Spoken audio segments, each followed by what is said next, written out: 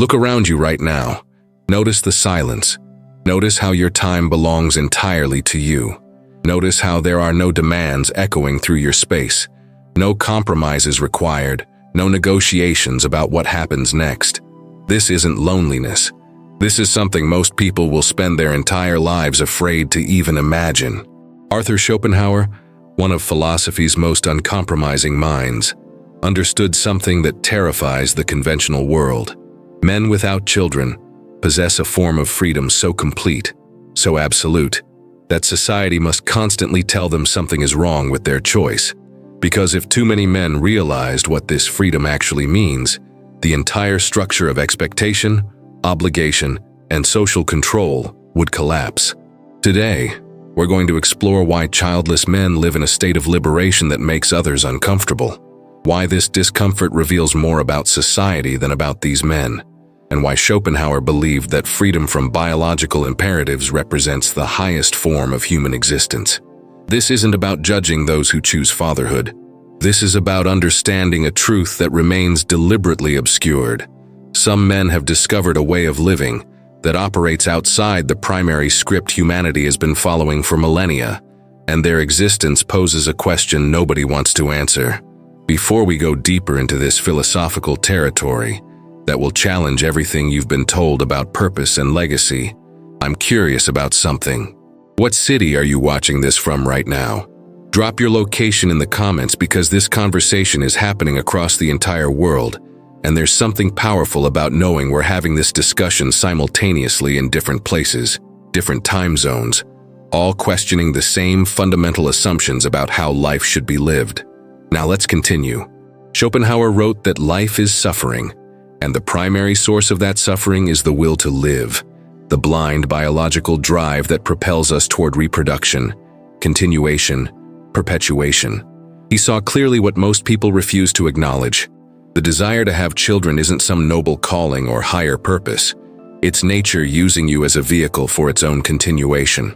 It's the species ensuring its survival by making you feel like creating more humans is somehow about you, about your legacy, about your meaning. But Schopenhauer understood that this drive is fundamentally selfish, not in the personal sense, but in the biological sense. Your genes want to continue. Evolution wants to perpetuate. And it accomplishes this by making you believe that fatherhood is the path to fulfillment, when in reality, it's the path to becoming a servant to forces you didn't choose and can't control. The man without children has stepped outside this cycle. He has recognized the will for what it is, and refused to let it determine his existence. This is why his freedom terrifies others. He has broken the primary chain. Think about what happens when a man announces he doesn't want children. The reactions are immediate and revealing. People don't simply accept his decision. They interrogate it. They pathologize it.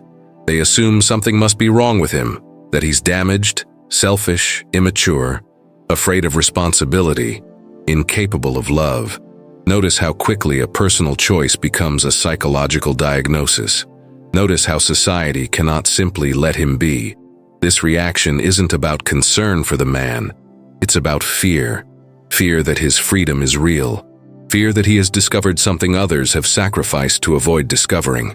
Fear that his life might actually be better, more fulfilling, more aligned with his actual desires, rather than the desires biology and culture have imposed upon him.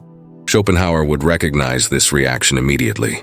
Throughout history, those who refuse to participate in the fundamental reproductive narrative have been viewed with suspicion because their existence suggests that the emperor has no clothes, that the entire edifice of family, legacy, and biological purpose might be constructed on nothing more than evolved instinct, dressed up as meaning. Consider what freedom actually means for the childless man. His time is his own. Not in the trivial sense of having free weekends, but in the profound sense that his life's direction, his decisions, his possibilities are not constrained by the needs, schedules, and requirements of dependents. He can relocate to another country on a month's notice. He can change careers without calculating school tuition implications. He can take risks that fathers cannot take because their risk tolerance must account for people who depend on them. This isn't irresponsibility. This is the natural state of an autonomous human being, operating without the constraints that most people accept as inevitable.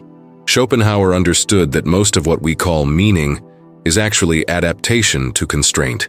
We create narratives that make our limitations feel like choices. We tell ourselves that sacrifice is noble, that obligation is love, that constraint is purpose. But the man without children doesn't need these narratives. His life doesn't require the elaborate justifications that parents construct to make their exhaustion feel meaningful.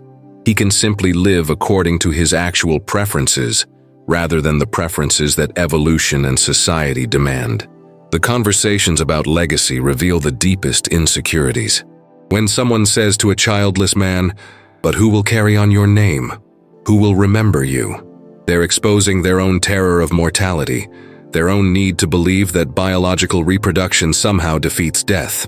Schopenhauer saw through this delusion completely. Your children do not grant you immortality. They grant you genetic continuation, which is not the same thing. The idea that your son carrying your name somehow means you persist is a comforting fiction. You will die. Your consciousness will end. Your children will have their own lives, their own concerns, and within 2 or 3 generations, you'll be a name on a family tree that nobody thinks about. This is true whether you have children or not. The childless man has accepted this truth without the elaborate coping mechanisms. He doesn't need to pretend that reproduction defeats mortality. He can face his finite existence directly and ask the real question, given that my time is limited, how do I want to actually spend it? Not how does biology want me to spend it, not how does society expect me to spend it, but how do I, this specific conscious being, want to allocate the unrepeatable years I have? For many men, the honest answer to that question does not include children, and this honesty is what others find unforgivable. Financial freedom takes on a different dimension. The average cost of raising a child to 18 in the United States exceeds $300,000. This doesn't include college, doesn't include the lost career opportunities, doesn't include the reduced earning potential that often comes with parental responsibilities. The childless man has access to resources that fathers simply do not. He can invest in himself, in his interests, in his development, without the constant calculation of whether this expenditure takes away from a child's needs. This isn't about materialism. This is about the fundamental difference between a life constrained by dependence and a life open to possibility.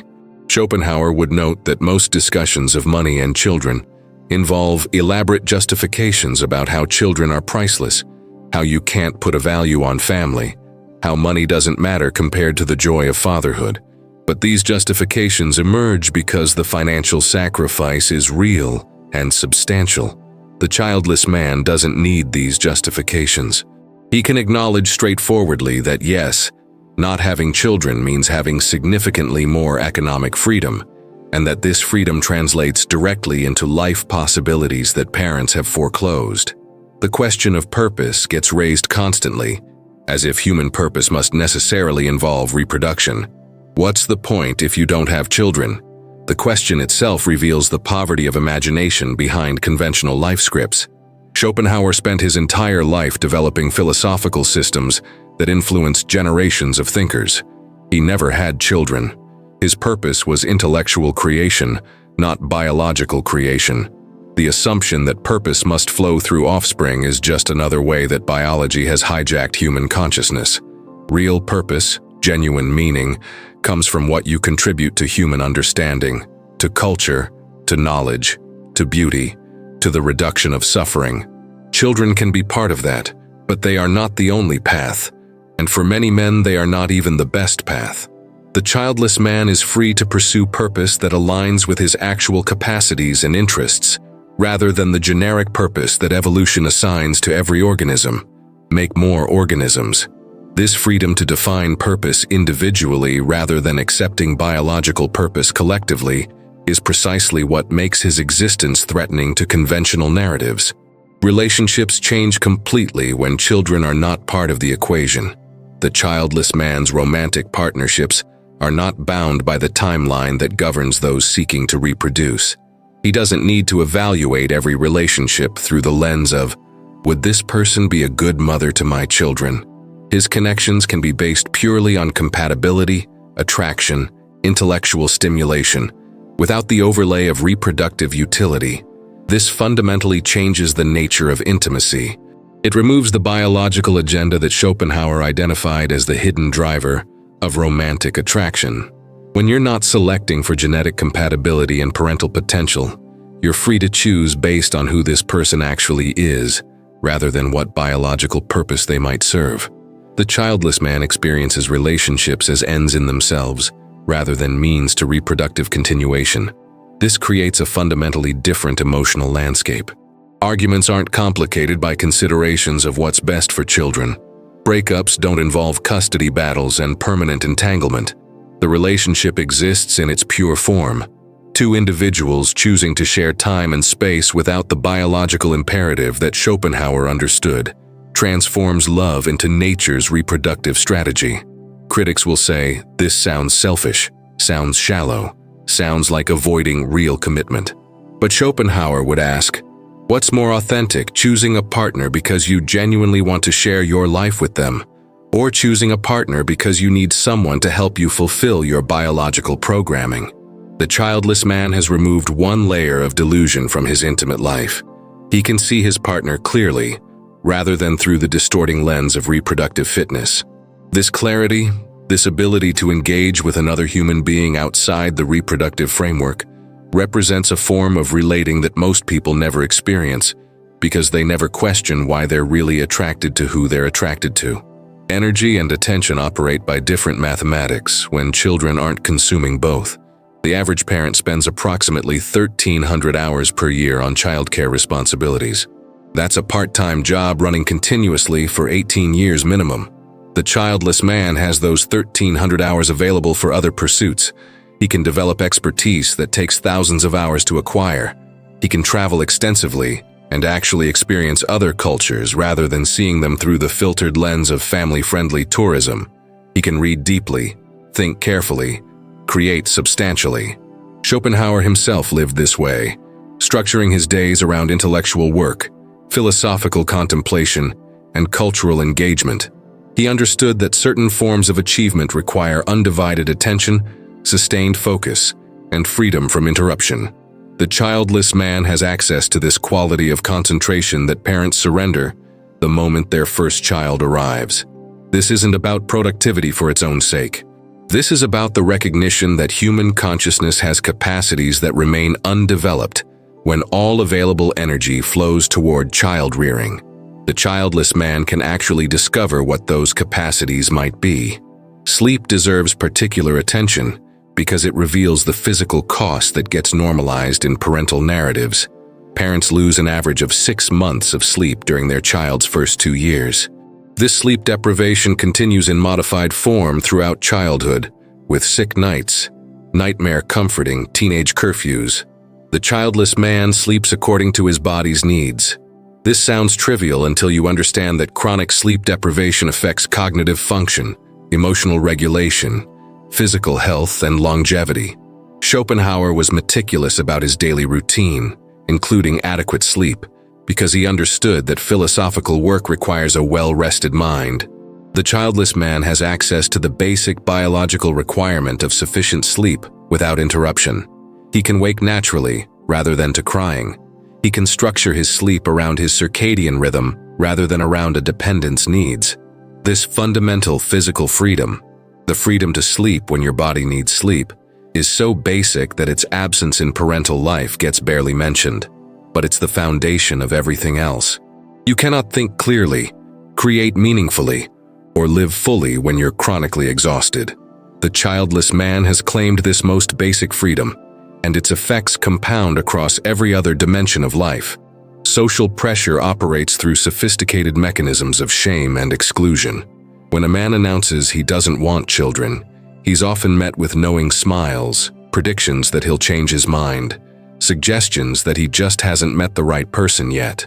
Notice how his stated preference is treated as a phase, a confusion, a temporary condition that will be corrected.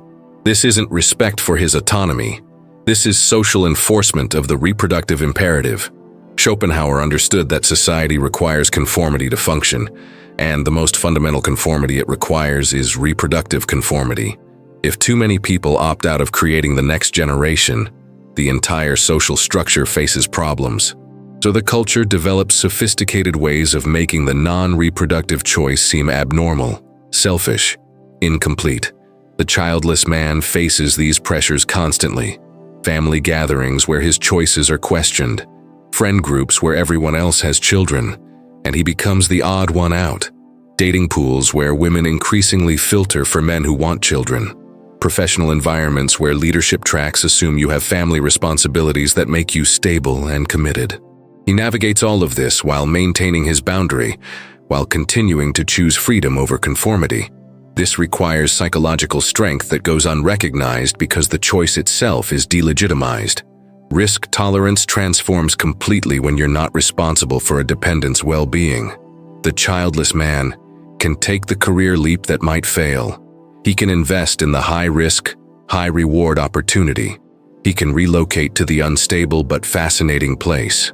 Parents must calculate every decision through the lens of stability because their children's needs demand it. This risk aversion gets framed as maturity, as responsibility, as growing up. But Schopenhauer would recognize it as constraint, masquerading as virtue. The childless man doesn't need to pretend that constraint is choice.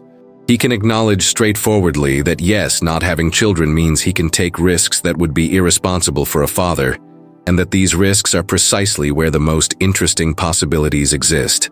The startup that might revolutionize an industry, the artistic project that might fail completely or succeed spectacularly, the geographic move that might open entirely new dimensions of experience. These possibilities remain available to the childless man because he's not managing downside risk for dependence. He's free to pursue upside potential according to his own risk preferences, rather than the conservative calculus that parenting imposes. Identity formation follows a different trajectory when your self-concept isn't organized around being someone's father. Parents often describe how having children changed them, gave them purpose, made them better people. But what they're describing is identity subordination. Their individual identity has been partially displaced by their parental identity. This gets celebrated as growth, as maturity, as finding your true self. Schopenhauer would recognize it as the will to live successfully, convincing you that losing yourself in service to the next generation is somehow finding yourself. The childless man maintains continuity of self across his lifespan. He doesn't undergo the identity dissolution that parenting requires. He can develop as a coherent individual, rather than fragmenting into the person he was before children and the person he became after. This continuity allows for depth of self-knowledge that parental identity disrupts. He can ask, "Who am I?" and receive consistent answers across decades, rather than having that question fundamentally altered by reproductive choices. This doesn't mean his identity is static. It means his identity evolves according to his experiences, his learning, his choices, rather than being reorganized around a dependent's needs. The physical reality of aging plays out differently. The childless man's body is his own throughout his life. He doesn't experience the specific physical toll that parenting exacts, particularly in the early years of sleep deprivation, constant physical demands, stress-related health impacts. He can maintain fitness routines without interruption. He can prioritize his physical health without it being selfish, because there's no one whose needs supersede his own. This translates into measurable health outcomes. Studies show that while parents often report greater life satisfaction, they also show higher rates of stress-related illness, chronic fatigue, and depression, particularly during the child-rearing years. The childless man avoids these specific health costs. He can invest in longevity, in sustained physical capability, in maintaining his body as the vehicle for his consciousness across his entire lifespan. Schopenhauer lived to 72 in an era when that was unusual, and his sustained intellectual productivity, right up until his death, suggests the value of not depleting physical resources in child-rearing. The childless man has access to this same possibility of sustained vitality because he's not spending his physical capital on dependence. Creative output faces entirely different conditions. History's great artists, writers, philosophers, scientists include a disproportionate number of childless individuals. This isn't coincidental. Creative work at the highest levels requires obsessive focus, tolerance for failure, willingness to prioritize the work above all else. These requirements conflict fundamentally with parental responsibilities.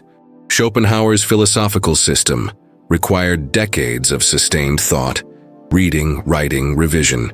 He structured his entire life to support this work. The childless man today has access to this same possibility of total dedication to creative pursuits.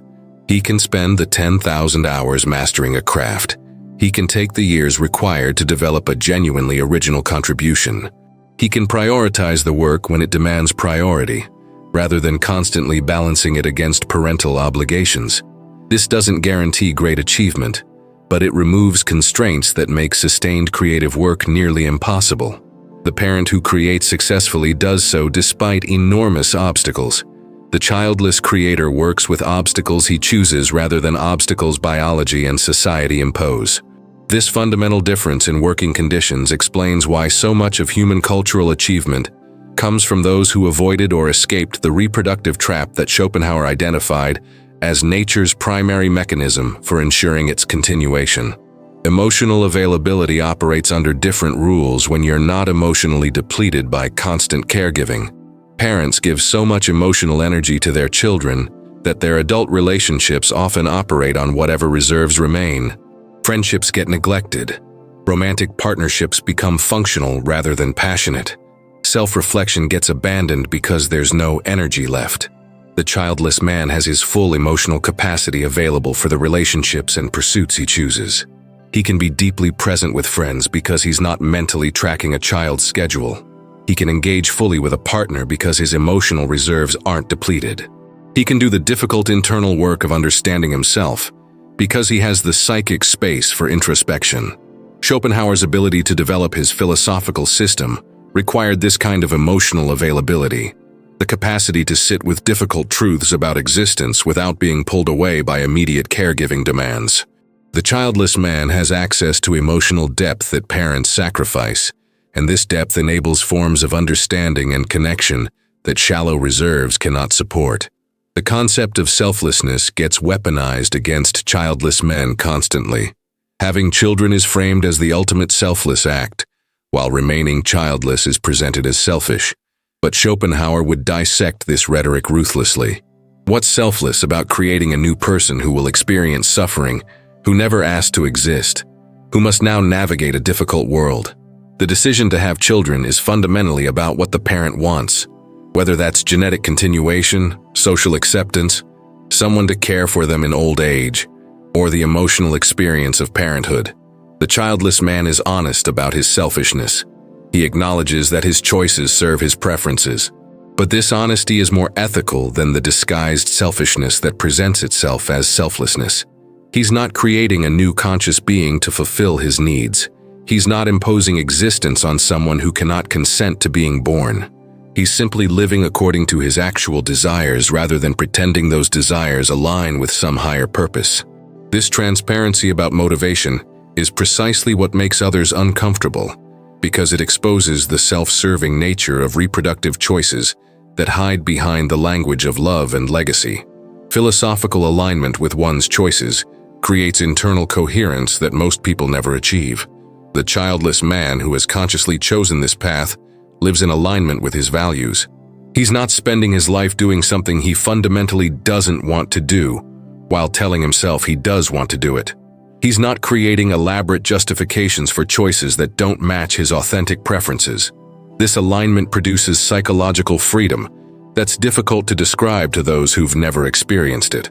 Schopenhauer wrote about the importance of living according to your true nature, rather than the nature society demands.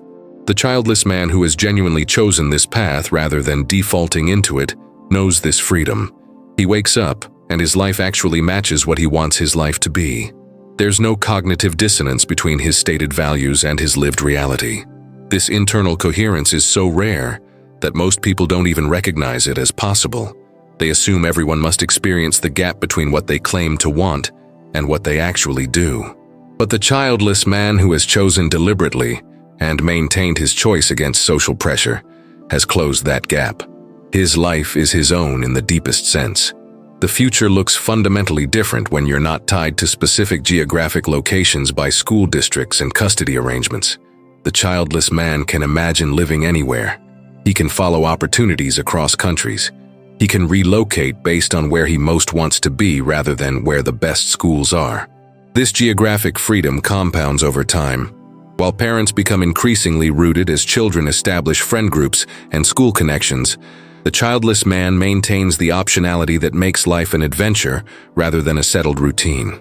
Schopenhauer traveled extensively in his youth, and those experiences informed his philosophical perspective. The childless man can continue traveling seriously throughout his life, not as tourist breaks from responsibility, but as genuine engagement with different ways of living, different cultures, different possibilities for human existence. This exposure prevents the provincial narrowing that often comes with settled family life. He can continue learning from direct experience, rather than from books about experiences he cannot have because dependents anchor him in place. Legacy takes on meaning beyond biological continuation for those who think carefully about what they actually want to leave behind. Schopenhauer's legacy is his ideas, which continue influencing thought more than a century after his death. His genetic material, had he passed it on, would be diluted beyond recognition by now. The childless man who creates something meaningful, whether art, knowledge, institutions, or impact, leaves a legacy more substantial than DNA. But more importantly, he can release himself from the legacy question entirely. He can recognize that legacy is ego, that the desire to be remembered is vanity, that the most honest approach is to live fully while you're alive and accept that you'll be forgotten. This release from legacy concerns is liberation that parents rarely achieve because they've invested their legacy hopes in their children. The childless man can look at the legacy question and simply opt out. He doesn't need to live forever through offspring or memory. He can embrace the finite nature of his existence and focus entirely on the quality of experience while he's here, rather than on persistence after he's gone. Spontaneity becomes possible at a scale that parents cannot access. The childless man can decide on Friday to spend the weekend in another city. He can accept the last-minute invitation without coordinating childcare. He can restructure his entire life on short notice because there are no dependents whose stability requires his consistency. This spontaneity isn't about being irresponsible or flaky. It's about maintaining fluidity in how you engage with opportunities and possibilities. Schopenhauer valued routine in his own life, but he chose that routine freely rather than having it imposed by dependence. The childless man has this same freedom to choose structure when structure serves him, and abandon it when opportunities arise that require flexibility. Parents must maintain stability whether it serves them or not, because children need predictability. The childless man serves his own needs for stability and flexibility in proportions that match his personality and circumstances, rather than in proportions dictated by dependence. Mortality feels different when you're not trying to defeat it through reproduction. Parents often speak of their children as a kind of immortality, their genes continuing, their influence persisting. Schopenhauer saw through this clearly. Your consciousness ends at death regardless of whether you have children. The childless man faces this truth directly. Death means the end of his subjective experience, and no amount of genetic continuation changes that. But this direct confrontation with mortality produces clarity about life. If you truly accept that your time is finite, and that nothing you do grants immortality, then the question becomes purely about how to spend the time you have. The childless man asks this question without the comforting delusion that children somehow cheat death. He can live more intensely because he's not diffusing his existence across a next generation. He can pack his finite years with experience, growth, and meaning that serves his actual life, rather than an imagined continuation. This relationship with mortality is more honest and ultimately more freeing than the elaborate defenses parents construct against the reality of death. Now, here's what I need you to understand about everything we've just explored together. This isn't theory. This isn't abstract philosophy disconnected from your real decisions. Schopenhauer gave us a framework for understanding freedom that most people spend their entire lives running from, and every single day, Men across the world are choosing this path, living this reality, experiencing this liberation. The question isn't whether this freedom exists. The question is whether you're capable of recognizing it in your own life and defending it against every pressure that will tell you you're wrong. So right now, I want you to do something specific. Go to the comments and write this exact phrase: freedom isn't found, it's chosen. Drop that in the comments right now, because when you write those words, you're not just engaging with this video. You're making a public declaration that you understand what we've been discussing, that you recognize the choice in front of you, and that you're willing to state clearly that your life belongs to you, not to biological programming, not to social expectations, not to anyone's vision of what your purpose should be except your own. And while you're in those comments, hit that subscribe button and turn on notifications, because this channel exists for exactly one reason: to give you the philosophical tools you need to see through the narratives that control most people's lives without them ever realizing it. Every video here is designed to challenge one more assumption, to expose one more layer of social programming, to give you the concepts that let you think clearly about your own existence rather than accepting the scripts you've been handed. The like button matters too, because it tells YouTube to show this content to more men who need to hear it, who are questioning the same things you're questioning, who are looking for permission to live differently than everyone around them expects. You're not just supporting a channel, you're expanding a community of men who think for themselves. Here's what's coming next, and you need to be ready for it. The next video reveals something that will make today's discussion look gentle by comparison. We're going into territory that will make everything you thought you understood about relationships, attraction, and what women actually want versus what they say they want look like children's philosophy. Schopenhauer understood things about human nature that are so uncomfortable, so contrary to polite society's claims, that most people cannot even hear them without their defenses activating. The men who watch that next video will gain an advantage in understanding human dynamics that feels almost unfair. You'll see patterns you cannot unsee.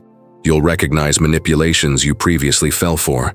You'll understand your own impulses in ways that give you actual choice instead of just reaction.